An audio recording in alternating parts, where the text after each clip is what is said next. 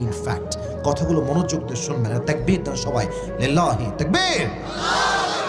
বেনামাজি বান্দার সামনে যখন মালাকুল মউত আসবে, তার দেহের রং হবে নীল, তার পোশাক হবে ব্ল্যাক, কালো তার পোশাক, দেহের রং হবে নীল। হাদিসে আসছে তার পা থাকবে জমিনে, হেড তথা মাথা এটা থাকবে আকাশ বিশাল। এই ভয়ঙ্কর চেহারা দেখে বেনামাজি যুবক, বেনামাজি মুরব্বী, বেনামাজি মহিলা, বেনামাজি মেয়ে, তার দেহের মধ্যে একটা কম্পন তৈরি হয়ে যাবে। ডানে বামে সামনে পেছনে থরথর থরথর করে কাঁপবে। আর তার যে রুহুটা আছে, এই রুহুটা বের হতে চাইবে না। মালাকুল মউত বলবে, ইয়া আইয়াতুহান নাফসুল খাবিসা উখরুজি ইলা গাদাবিল্লাহ। এই বেনামাজি রুহ বের হয়ে আয়।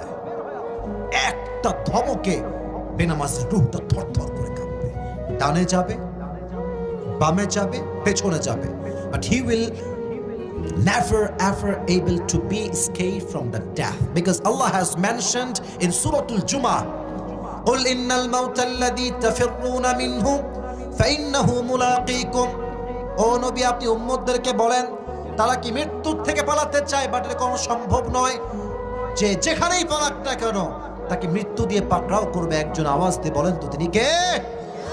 তার রুহুটা বের হবে।